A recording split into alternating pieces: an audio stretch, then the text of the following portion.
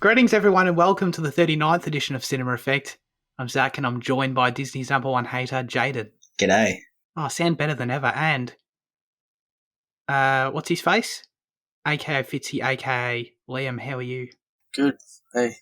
That's good. Good to know. For the uninitiated, this is Cinema Effect, the podcast where we review and talk about a different movie every single Monday. You can find us on YouTube, Spotify, Apple Podcasts, and Amazon Music. So please subscribe and all those things if you enjoy the show. As always, we'd love you to submit your questions, thoughts, reviews for next week's film in the YouTube comments section. But this week, our specific question of the show, and we always read these out at the end of every episode, will be, what is your favourite movie? And, and or TV show if you want. I just thought that spontaneously, whatever you like. We want to hear about what your favourite stuff you've been watching was in 2020 because we've got a big 2020 wrap-up in review episode going down in a couple of weeks, and we want to get your feedback on this. So let us know, what was your favourite movie of 2020 that released in 2020 you saw, and why, of course, and or TV show if you want to include that as well. And we'll read it out in this episode after next week's, not next week's. Correct. It's the way we're recording this for our beautiful, glorious holiday break is a bit all messed up. So yes, bear with us on that. But, it'll be 2 weeks, but it'll be worth the wait for all those answers, hopefully. But, 2 weeks away, whatever. This week, we're reviewing Knowing, which released in the US on the 20th of March, 2009. It was directed by Alex Proyas? I don't know how to pronounce. This guy's Egyptian. I don't know how to pronounce He's Greek, Egyptian isn't he? words. It says he's Egyptian on the thing. I thought it was Greek, on Aussie. IMDb. I was just trying to set it up so Jaden can pronounce it correctly. Can you do that? Proyas, I'd say, but I don't know. It says he's Australian. It says Greek Australian on fucking on Letterboxd, so I don't know. I saw Egypt somewhere. Maybe he was born there. I don't know. Whatever. Yeah, he was born there. Oh, okay, cool. All right. But thank you for the pronunciation, Jaden. That sounded way better than I could ever do, obviously. The genre of this particular movie is sci-fi mystery, and the synopsis reads, MIT professor John Costello? Never got his surname in the movie, so who knows. Links a mysterious list of numbers from a time capsule to past and future disasters and sets out to prevent the ultimate catastrophe. Wow. I didn't know anything about this movie before I watched it, other than Nicolas Cage is in it, and that some of it was shot around Geelong, apparently, which I popped hard for seeing some of that shit. That was really cool. You've both seen it, I believe. Yeah. Okay. We'll start with you, Jane. You got me excited about the Geelong stuff prior to watching it, so what do you think? Yeah, I really like this movie. I think it has a connection to me because I think I watched it, when I was younger, and obviously having it filmed near us, like down here in Geelong, and then, up in Melbourne as well. Like, I think the majority of it actually is shot like around here. They only use like America for a few external shots. Regardless of that fact, I do like the movie. I think the mystery it sets up is interesting. I think there's a lot of flaws to it, and I think that's just, I don't know, I kind of say that as part of a Nick Cage film, Oh, okay, yeah. But no, I do really enjoy it. I think it's pretty solid. Yeah. What about you, Fitzy? Yeah, I think it's decent for what it is. It's pretty silly, but it's also pretty fun. So, yeah. Is it fun? I mean, yeah, it's fun. How rude of me! I just asked a rhetorical question just to you, saying your opinion. That's not very nice. Yeah, that was good. I don't know if I've ever seen Nicolas Cage in anything in my life, and I feel like I'm missing out a little bit because I didn't really, So this is a thing, like a Nick Cage movie. Like, there is an idea associated with that in people's brains. Sort of, but not really. I think that I think with early work of his, it's pretty high regarded. I don't know. I think his career's kind of all over the place, to be honest. I don't know. Because because there's this one Community episode. I'm going off a bit of tangent here, but where there's one of the subjects that they have is specifically just studying Nick Cage, and the question they prompt it with is he the worst actor or is he the best actor, and it's wow. like this one character has like a mental breakdown when he's trying to figure it out because like of how volatile his career is. Yeah, well, he's actually been in a lot of good movies, like Adaptation, Raising Arizona, Wild. Yeah, exactly. But then he's also been like Stuff. Ghost Rider and fucking, you know, Yeah. Frozen, something, whatever it is, the kidnap one. Dude, I was in Hong Kong or China or something, and I saw his face everywhere. It was like Oh, wow. his posters. It's hilarious in Hong Kong. I Yeah, love Hong him. Kong. Well, my understanding of Nicolas Cage as a human being is that he is I've always just kind of perceived him from the outside as some sort of cult figure. I guess that's sort of accurate because he seems, no, that community joke sounds hilarious because that's what I get from this movie. I can't decide if his performance is good or not. Oh yeah, shit, I've got to say what I think. I think the movie's like almost maybe sort of close to good, but it's not. It's okay. I like the first half significantly more than the second half.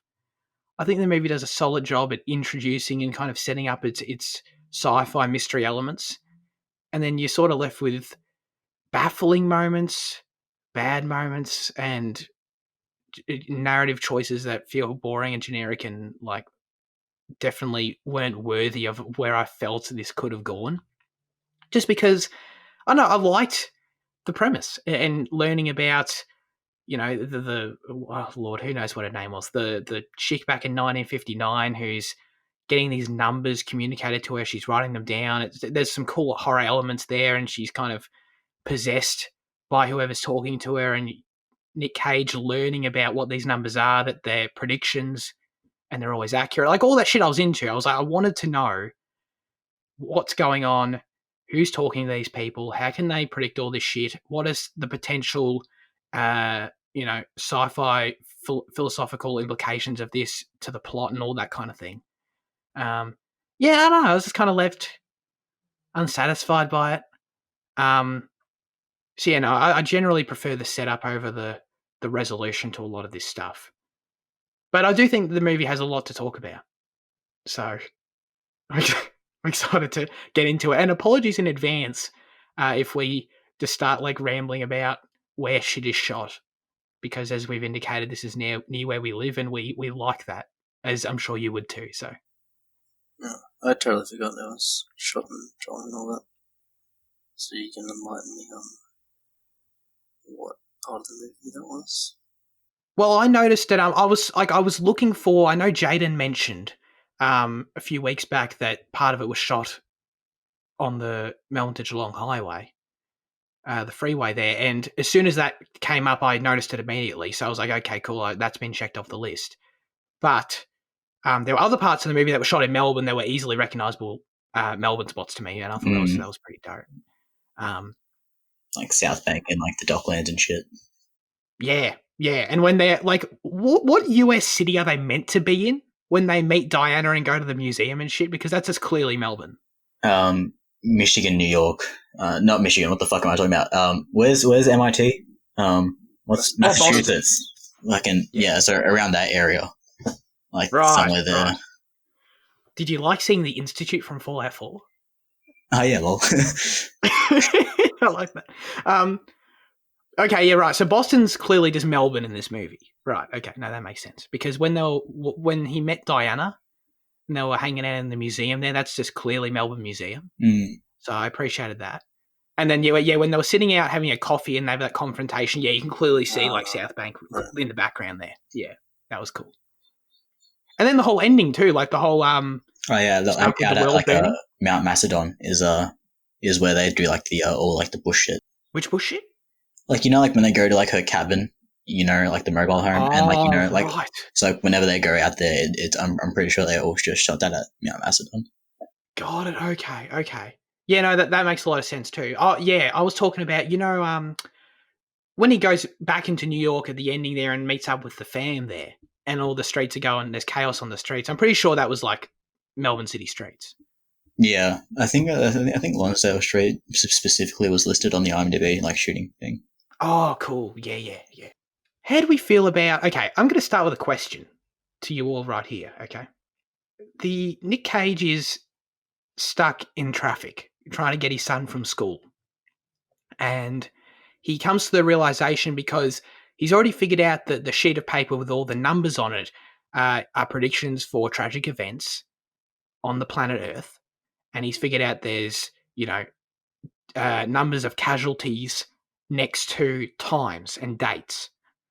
But there were missing numbers, and he figures out, he has this epiphany that they're latitude and longitude. Is it just a coincidence that at the moment he figures this out, he realizes then the event occurs right outside?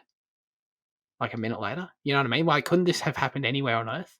Yeah, this kind of stems from at the how at the very start of the movie, how he's teaching his class, and he prompts them with is everything is there a purpose and all that shit, or is it all just random chaos? I think that's kind of the main exploration of the film. I mean, that question very, very obviously sets up, the numbers and all that shit, and then trying to decipher that. So I think that's just a moment of, just chaos that occurred at the right time for things to happen and for him to figure out. Yeah, I guess so. No, that makes sense to me. Yeah, just in the moment, I thought it was weird, but no, I guess that makes sense. I do like the general character progression of him. I like that scene of him teaching the class and he's kind of ranting about that stuff.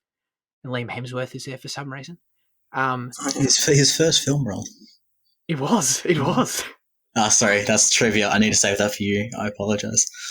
Oh no, it's all good. I mean, I would have been weird if I brought it up again. So yeah, it was. It's weird. Yeah, he had one line. I figured he was going to be a character when he turned up, but yeah, he was there, and I liked that scene a lot because you can tell.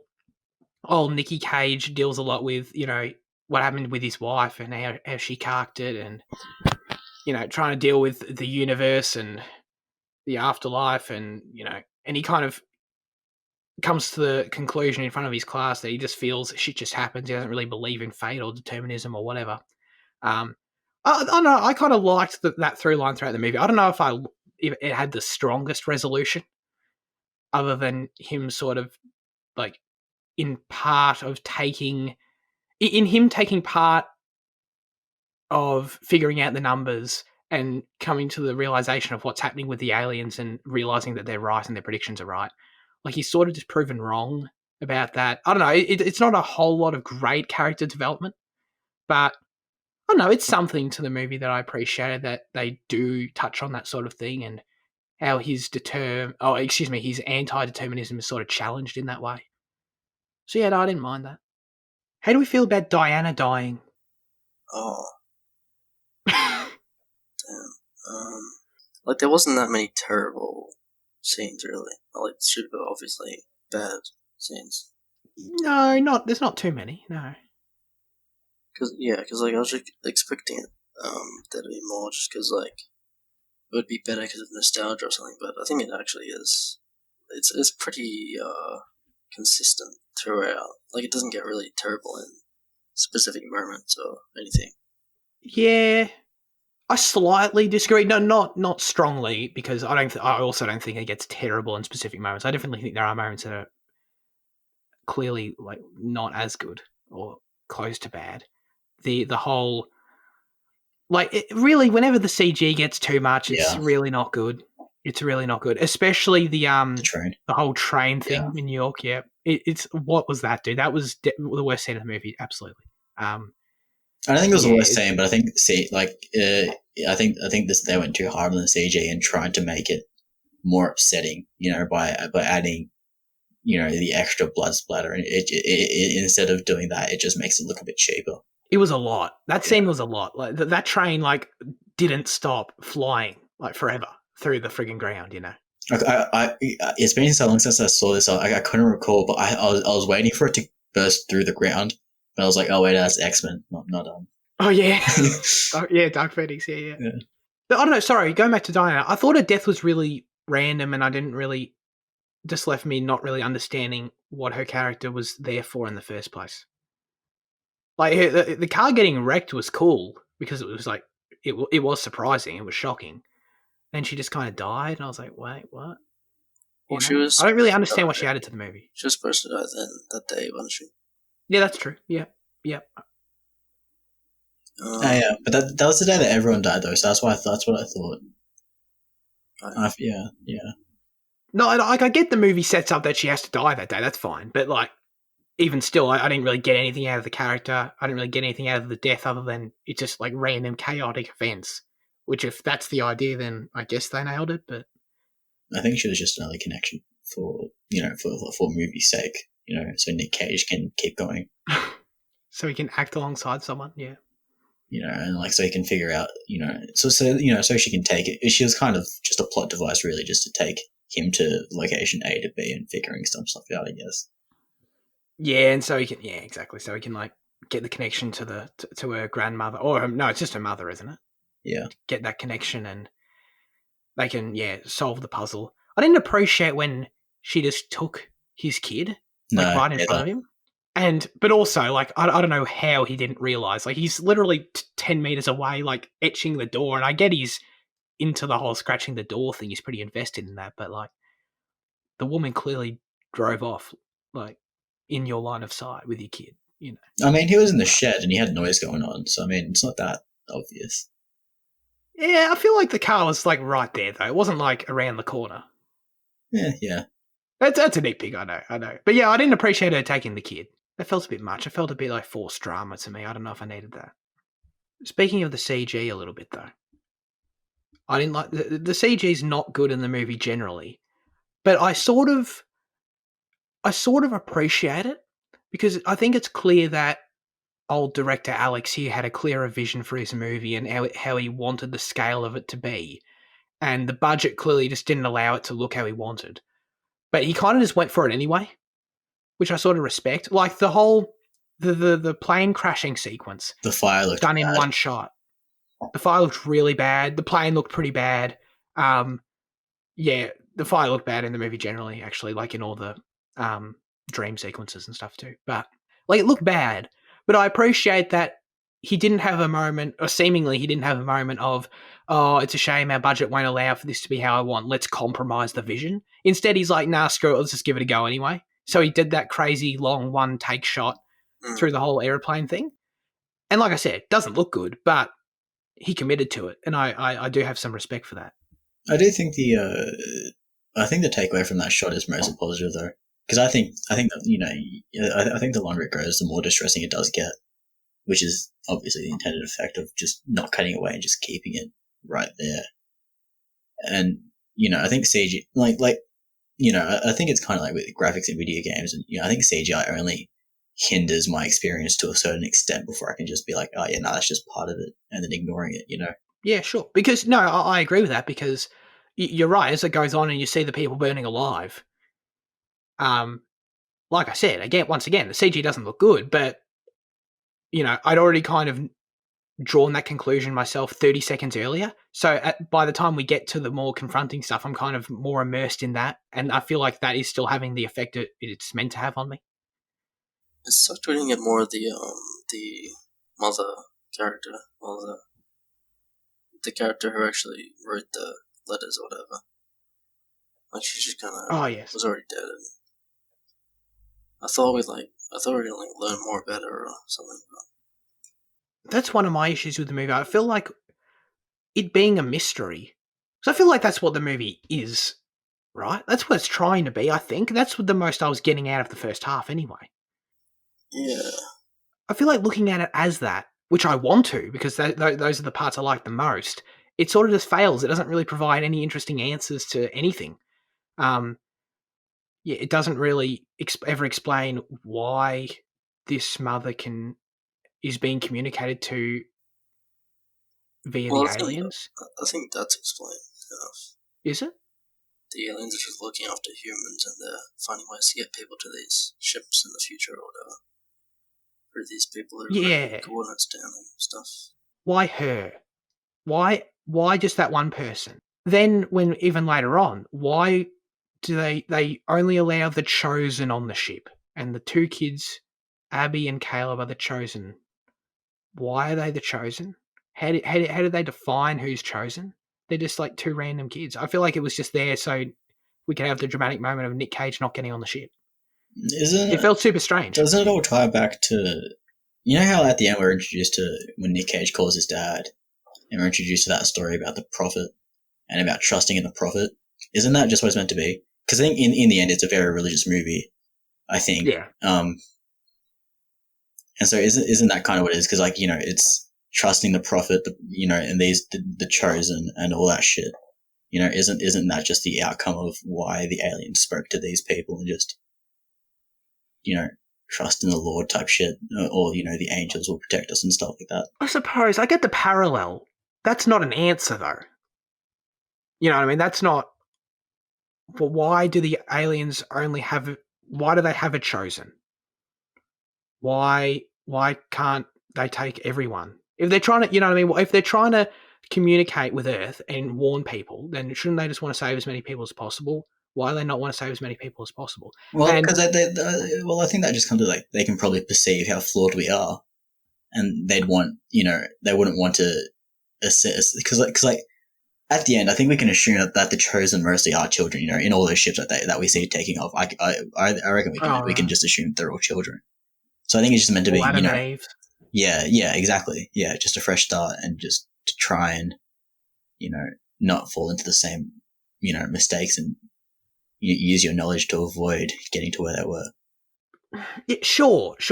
Like, I like that idea. It's just that as a mystery film, as a film that sets up ideas, but it's a sci-fi and mystery. things for the audience to wonder. You can't just examine it as a mystery alone. You have to allow for a bit of bullshittery to come through with the sci-fi. I'm down for bullshittery. I understand that, but it doesn't give me answers. Is my issue. Like, what? There's no answer to any of this other than just like, oh, well, the aliens just want to save us, and it's a religious parallel. Like, that's it, you know, and that's fine. Yeah, but that's an answer enough. It's just not enough of an answer for you, it seems. Yeah, 100%. I mean, that's probably all it is, but it isn't enough of an answer for me when so much of the movie is spent with us, you know, with these alien dudes. What were they called? The Whisper people, right? Those dudes. With so much of the movie being those dudes hanging around the house, and us being confused as to who they are, what they want. Nick Cage, you know, yells that at them. That's what I'm thinking throughout the entire movie. That's what I want to know. I'm like, what do these people want? Why are they here? And I guess, sure, they're here to save humanity by selecting the chosen. That's totally fine. It's probably fine for a lot of people. It's not enough for me, though. I just wanted more. I wanted to understand. I don't know. I wanted more satisfying resolution to that stuff because I was creeped out by those Whisper people. And I thought the movie would have a stronger resolution for that side of things as opposed to just, they're just aliens and they're just trying to help us. I don't think it needs to be over-explained. Because to me, to me, what you want seems like it's just, it seems over-explaining to me. And I guess that's just a difference of opinion there, but you know, yeah. Yeah, totally.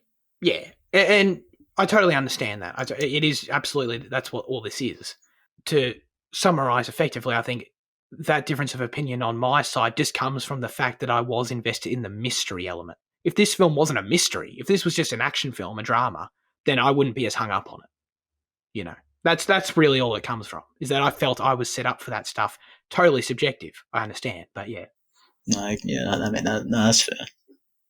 When you saw the EE on the paper, what did you think it stood for? I don't know. Got no idea. I feel like the film answered that 5 minutes after it came up the first time. It does. I completely forgot what it stood for. But because I've been playing, you know, Death Stranding recently, the first thing that came to my mind was, you know, was extinction entities and extinction events. That's literally what it is in the movie too. Yeah, and that's why, like, I think, like, had the movie. I mean, obviously, you know, it can't go into that because, I mean, you know, there's, you know, whatever, like, it's different product, I understand that.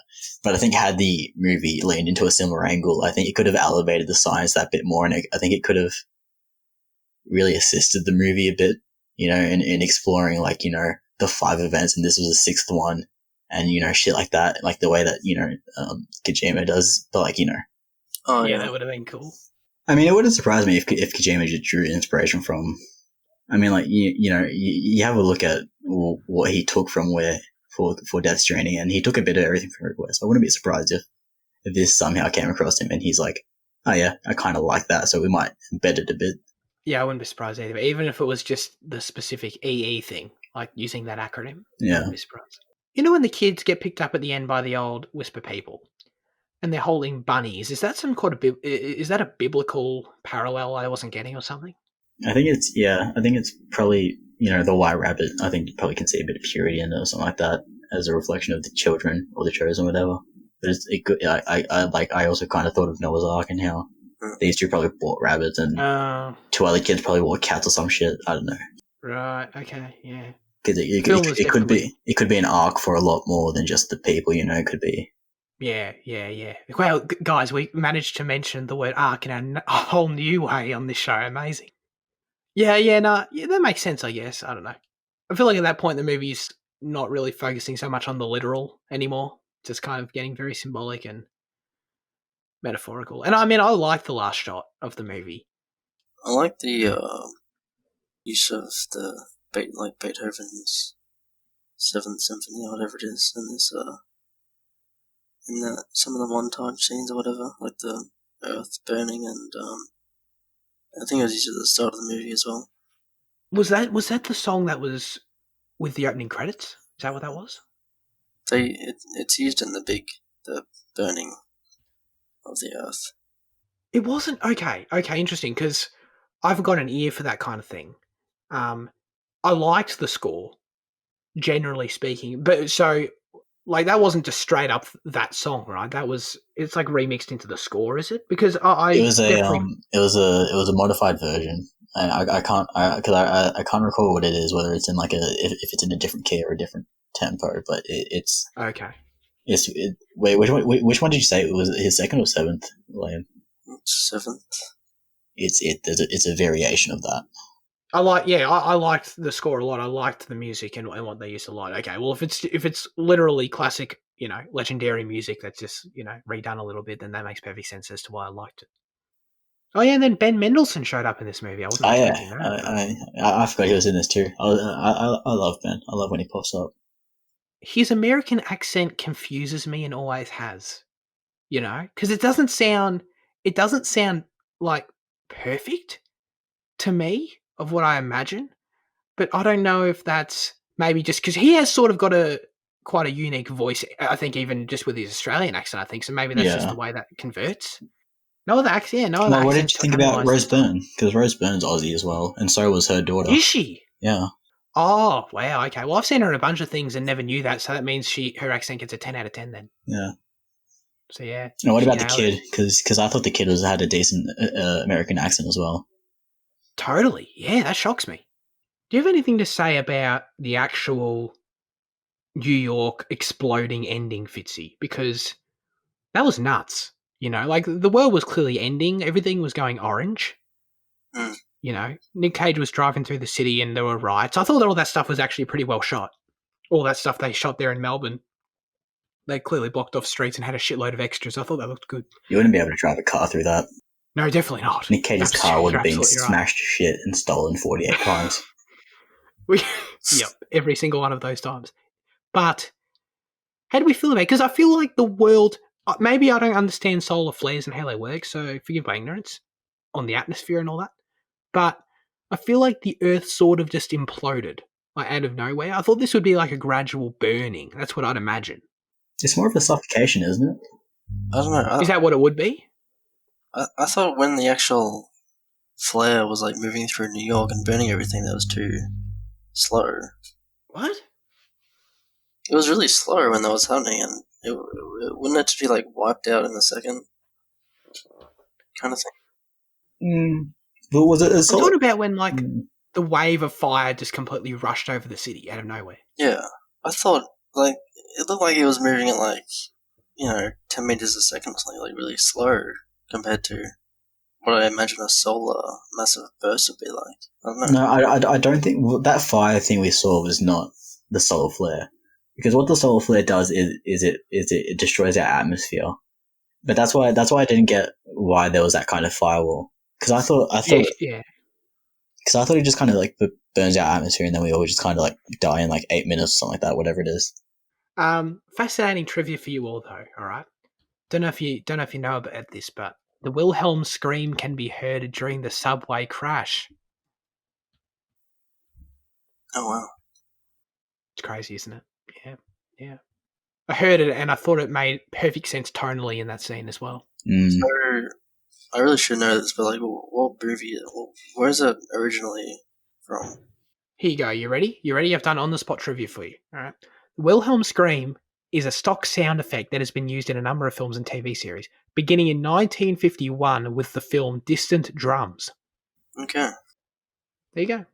Let us end our discussion on knowing by revealing our scores. Now, Fitzy, am I right in saying we are witnessing the long-awaited return of the 10 out of 10 scale? Oh yeah, I already relapsed. It took me not very long. Yes. You relapsed. Well, I realized, like, with a 5-point system, you can't have an average movie. There's just no such thing as an okay I film. know. Yes. Which that's is a great point. yeah. Wait, what? It's the opposite, really. No, but because there's no in between. It's either there's a 2 you have a 2 and a 3, but you don't have a 2.5. You know, there's no in between. You don't have an There's okay no film. dead middle score.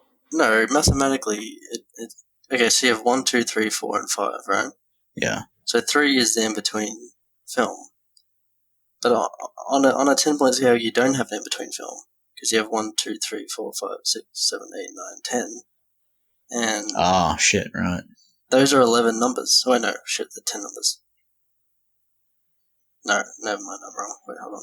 Well, no, you're right, because the 3 is the in between, but we treat the 3 as the 6. But okay, hang on, right.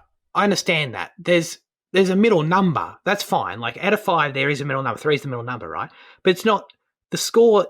The middle number isn't like what we're talking about in terms of what the center score is. You know what I mean? Half of the actual. Exactly. Like, it has to be half. Like, because the scale is out of 5, right? So for a dead even movie, the answer has to be 2.5. If it's 3, it's not in the middle. It's not half of 5. No, but therefore it's not half of that the criteria. 2.5 is the dead even because it's not the middle number.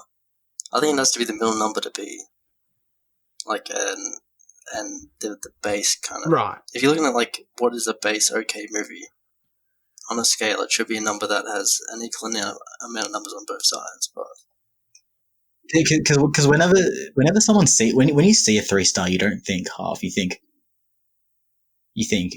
leaning towards a positive. 3 stars doesn't go for a half.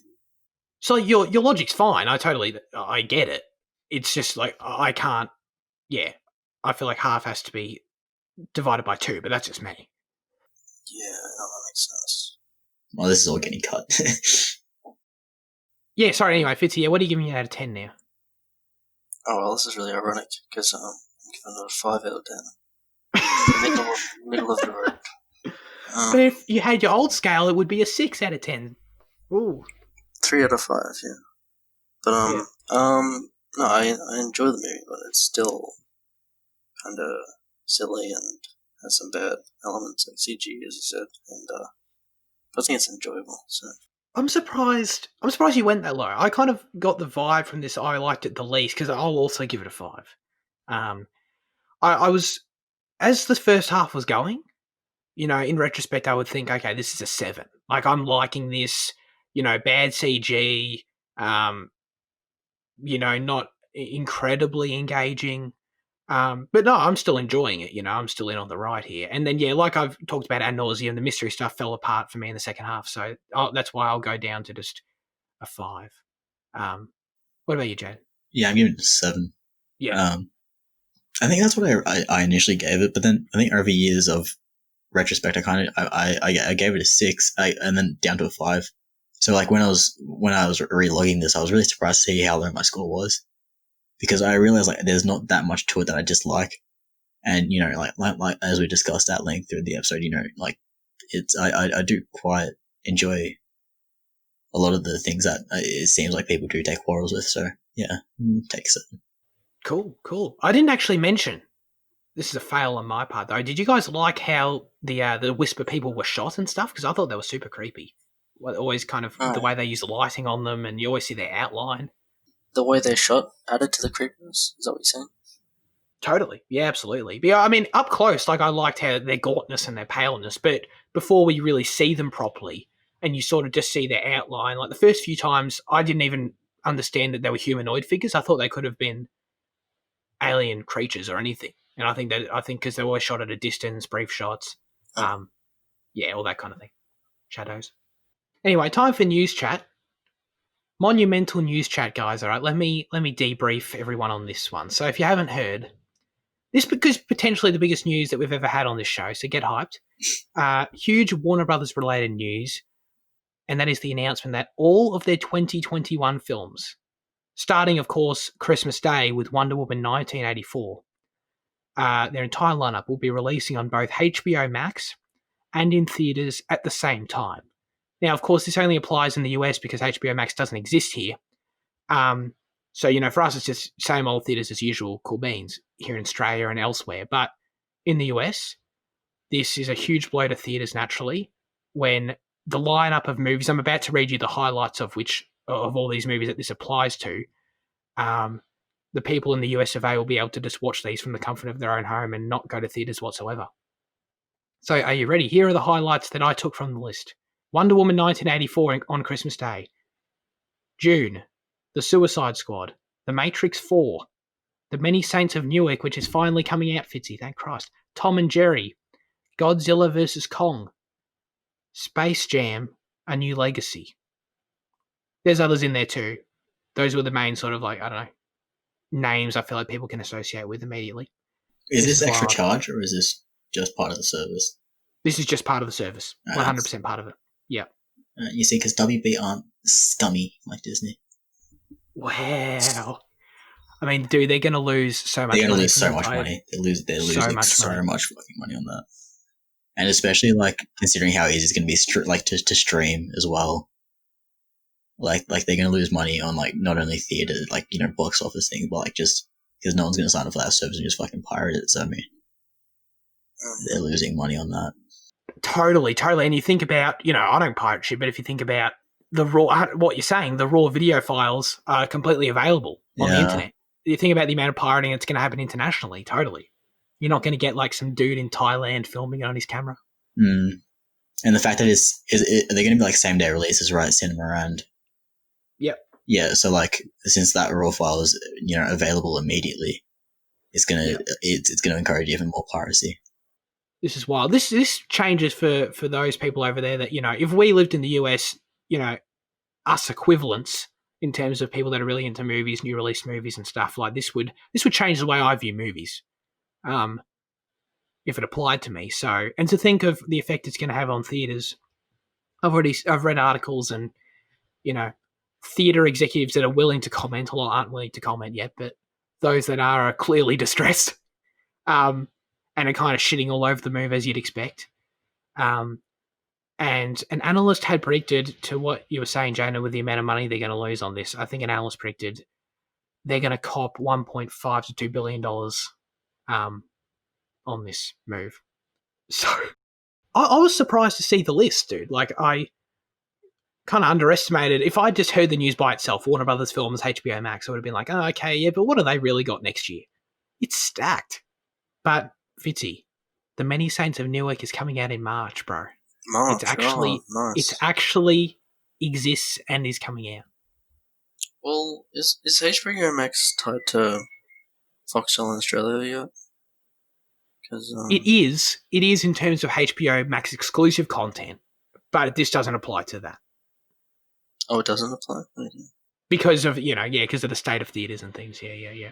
As far as I understand, to be clear, I could be wrong, or there could be an update on that. They haven't addressed that to my knowledge. But no, as far as we understand, considering that theatres are very accessible to us at the moment, I don't think it applies here. But you're right, though. HBO Max exclusive shows is tied to Foxtel here, yeah. So anyway, we'll probably still have to see The Matrix 4 in theatres. Midnight release. Oh, yeah. See, they had the logo for it too. That was actually The Matrix 4. Maybe they're just going to go with that title. I don't know. No, it's going to be What did we theorize again? Rebirth and Resurgence and stuff like Rebirth. That was the one I liked. Resurrection or some bullshit like that, yeah. Revisited.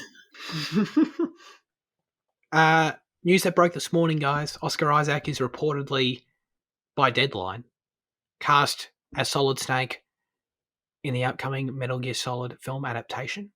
This has been long rumoured and discussed by Jordan Vogt Roberts is his name, I believe. He's the guy who directed Kong Skull Island. Being sort of, involved in video game circles, dude, I've seen this guy talking shit for a long time about a Metal Gear movie and how badly he wants to make it. And he's pals with Kojima. He is totally. And, he talked about that so much to the point where, I don't know, I kind of had the perception of it. It's like, I feel like at this point he just being a fan about it and just wants it to happen. But apparently it's happening, Sony's behind it. With casting like this, this movie's going to get a significant amount of attention. It doesn't feel like anymore it would be a Monster Hunter kind of deal, where it's just a movie that's coming out and who cares. This feels like it would be a pretty high up their Sony release. So that's pretty cool. Doesn't Monster Hunter star someone famous and it's still no one really cares? Doesn't it star the chick from Resident Evil, whatever her name is? I want to say Mila. Mila someone. Yeah, that's right. Whoever, that person. She's in it. But no one cares still. No one cares. No one cares at all.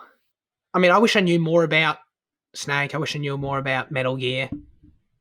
And Sony should please put the games on friggin' PlayStation, for God's sake. But, I'd be interested in this movie. I hope fans would like it. I want to become a fan before the movie if I'm given the ability. So, and I just like Kojima a lot, so there's that too.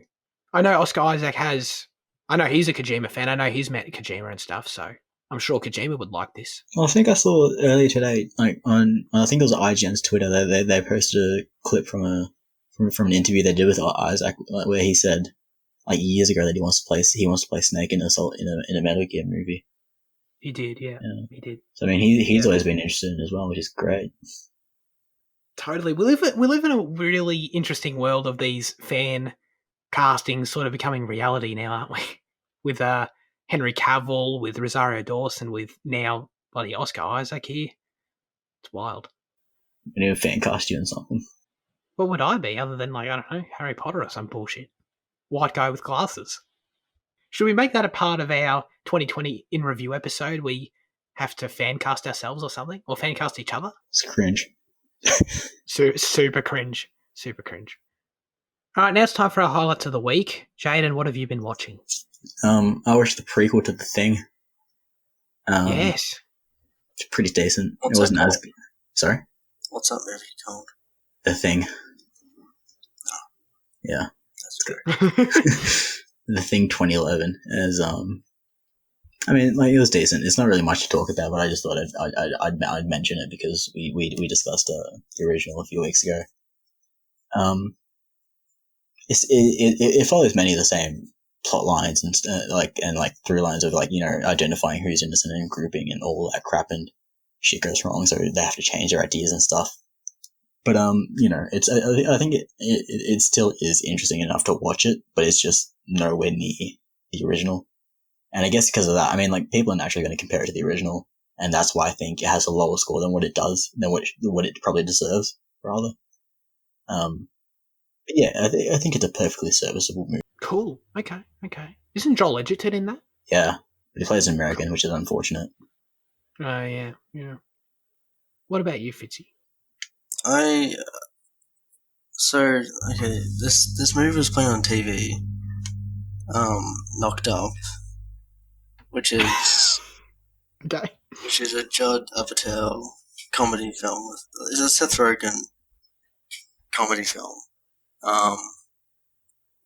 and yeah, I didn't think I'd watch something.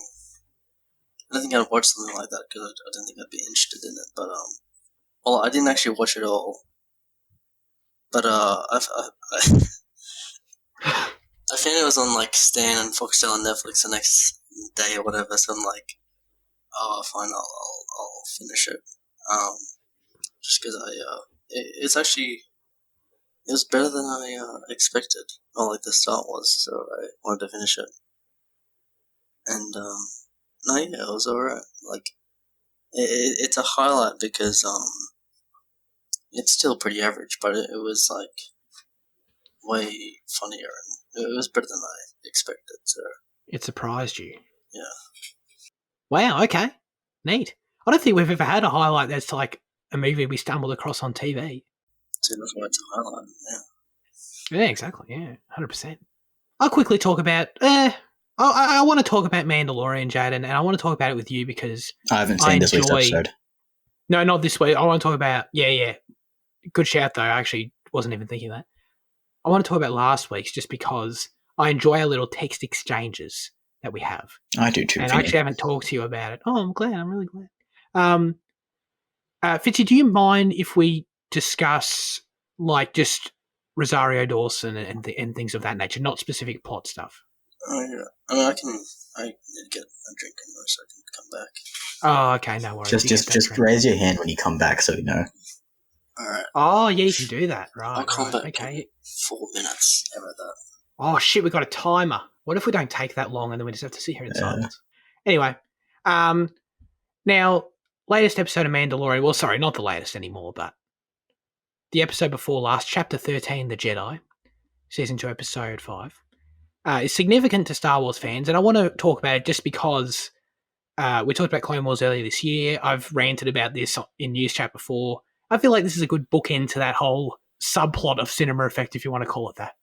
Yeah. Of what seeing Ahsoka Tano in live action was like. So how did you like it, Jane, in terms of accuracy, performance, her role in the show and all that stuff? Like, yeah, how'd you feel about it? What'd you like? Well, I'll start off with saying it's the best episode of Mandalorian without a doubt, and it's the first episode I actually like genuinely liked of the show. Yeah. You know, as skeptical as I was, and as much as I didn't want I didn't want Ahsoka to be in the show, I actually really did like it. I think one of our friends was right in saying that she didn't seem like the Ahsoka we know, because she didn't seem to have the same warmth. She seemed a lot colder and sterner. But you know, I guess who knows what happened in 10 years since we last saw them or whatever. Maybe that's just the character progression they're going with. But like, that was one thing I didn't like. It didn't seem like she had that same. You know, she didn't seem like the type of person that wouldn't want to hurt the clones. You know, she seemed like she'd cut through them, like, you know, without a doubt. Okay. You know, but like, you know, that's the character progression they want to go with, like I said. But yeah, I think Rosario did a pretty decent job, you know, and like, you know, my only quarrel is like, you know, a slight, you know, a mannerism of how they wrote her. So I can't really complain too much. But I did really enjoy her, and I enjoyed other ties to past, you know, Star Wars products with, you know, the Rebels connections and stuff. Yeah, the Thrawn mention, right? Yeah. I enjoyed that too. I felt like it was a bit. It's the one time the show's crossed the line, in my opinion, of, okay, now this just doesn't make sense to people who haven't seen Rebels. You know? Like, I watched it with my fam, and Bo-Katan was like, this is just a random Mandalorian. Who cares? Like, it meant a lot to me. Everyone else, like, perfectly makes sense in the context. Same goes for Ahsoka, random Jedi, whatever. That's the only time where it's like, I can just imagine so many people being really confused by what the hell just happened. Well, I'm sorry to kind of, like, jump off, like, it's kind of diverting from what you were saying, but like, that's all good. So like, you know, like I was saying with, like, you know, she didn't seem to have that warmth. I feel like the character we knew from Rebels in that scene, she would have asked where was Ezra rather than where was Thrawn. You know, I'd always imagine her seeking a friend or an apprentice or whatever more than she would be trying to seek out an enemy. That's a great point. Did you see? This is a really interesting idea. Dave Filoni threw out there in an interview that this episode takes place before the Rebels epilogue, which is why she's not Ahsoka the White with her lovely staff yet. Okay. So that could indicate that she doesn't even know Ezra's with Thrawn, potentially. Okay, right. You know what I mean? Now that's just me, like, complete speculation. I've got no idea. But that's a potential explanation for that. And then from the information she gains from the magistrate, then goes to Sabine. Yeah. Okay, that makes sense. Oh, Liam's back. Sorry. He raised his hand. God damn it! We didn't even. Oh shit! Was that really 4 minutes? We didn't even finish. Oh my god. Oh really? I can. No. We actually just finished our actual specific Rebel spoilers. So if you're happy to stick around for Rosario Dawson comments, like, that's fine. Oh yeah. Okay. Do whatever you like. I don't mind. But Yeah, I do disagree with you a bit, Jada, in terms of the characterization of Ahsoka. I see what you're saying in terms of the lacking the warmth. Um, I do think that is just a little bit of something that comes with the live action translation, especially when you see how expressive, animation is in the face and things of that nature. I Right. think you just lose a little bit of that. I don't think it was necessarily in the writing, because I don't know. I thought the interactions with Mando and Grogu and all that shit. Um, I thought all that was totally Ahsoka, and there were a few moments Just spot a little where owl before she was on screen. I did. That was Yeah. awesome. Yeah. That was so awesome. There's a moment, all right, in an action piece where she like looks at one of her enemies and she like does a little smirk, and when she does that, I'm like, dude, I can just see Rebels Ahsoka doing that so much. That's like perfect. I could just see that, and also like when she says goodbye, like just the little nod she gives. So not really spoilers. I'm just like trying to pinpoint exact like gestures she Yeah. has. Yeah. Yeah. The way she like nodded, I was like, oh, I can see Rebels Ahsoka doing that so much. But yeah. No, I liked her a lot. Did she sound perfect like Ashley Eckstein? Definitely not. Mm. Does she like really look like Ahsoka? I mean, I guess like what in live action would really look like Ahsoka other than An orange person. exactly like an orange female? You know what I mean? Like and like, the right physical stature. Like that's really, I don't know what else you can really ask for. Yeah. So yeah, excellent. Okay, we covered it. So I really liked it a lot. I thought Ludwig did a terrific job with her theme as well. Loved how much they used that throughout the episode. That was just really cool to hear Ludwig doing Kevin Kiner's music, and how that has really got me on like a nerd level. Kind of finally getting some recognition. It's about damn time. And I'd imagine they had conversations about it too. That would have loved to have been a fly on the wall. I like seeing memes about how like Filoni is slowly going to just convert this series into his own product instead of Favreau's. Yeah, probably. I'm going to be a little sucky nerd again. How'd she hold her lightsabers? Oh. Did she hold it the way that she does in the show or not? Oh, you mean in terms of the reverse grip? Yeah. Oh well, no, she was pretty spot on with her rebel stuff, but the moment the moment where she does switch to the reverse grip. Yeah. Okay. I thought that was a cool touch. Yeah, because in Rebels it does seem like she sort of evolved her fighting stance a bit, but it's cool she switches back to that. You get that shot. That was cool. Yeah. I enjoyed The Mandalorian season 1, and I probably will watch season 2 eventually. But like, what do you think? What is it about for you, or is it just like episodic kind of adventures kind of thing?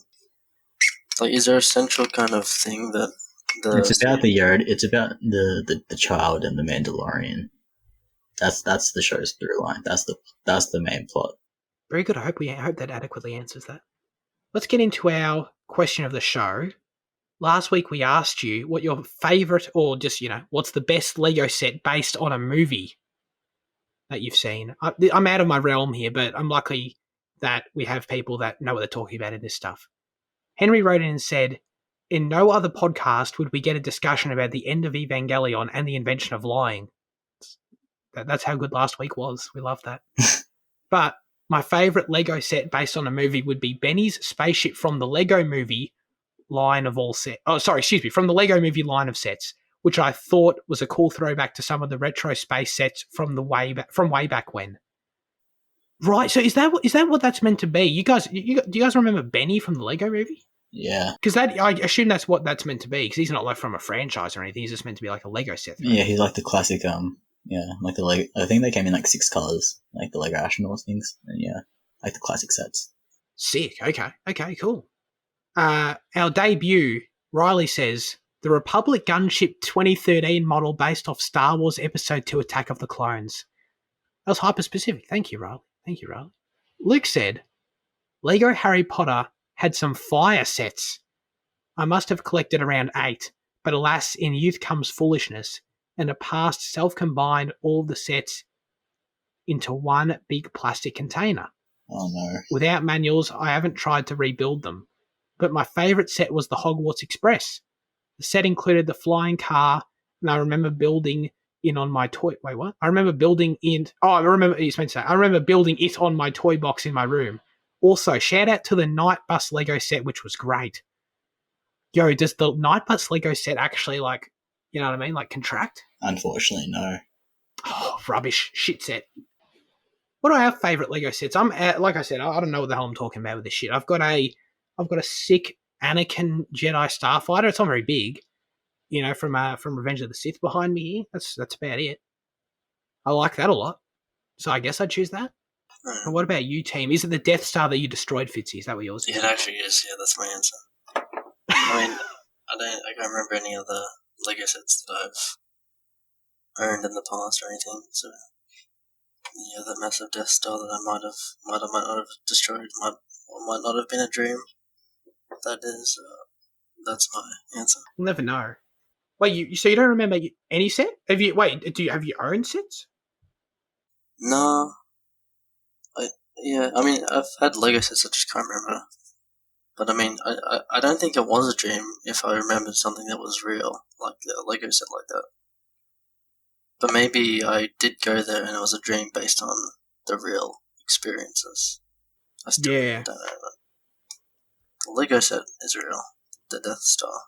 That's true. We know that for sure. This is getting way too deep for this show, honestly. What's your answer, Jade? I think when we were watching Pirates of the Caribbean a few weeks ago, it sparked the memory of it was like the second one, you know, like the bell tower and like the water wheel, and how like the water wheel comes unhinged, like that Lego set. I think I had like that. I think that's the one in my mind. That's the one that came to my mind immediately. So we'll go with that one. Very good. I don't remember that one, but I feel like that would make a good Lego set, just thinking of the scene. Mm. Well, that brings this week's all over the place episode of Cinema Effect to an end.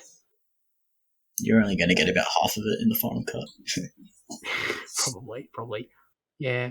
One day I should release, you know, like director's cuts, final cuts of these shows. What if we do Cinema Effect? God damn it, you beat me. To say, like, yeah. Knowing Coda. The death of JC. Cinema Effect. Yeah. Oh my god. Anyway, Fitzy, what are we watching next week? We're watching Mank, which is a new Netflix film from David Fincher. Based, yeah. Should I say? No, we do that next week, don't we?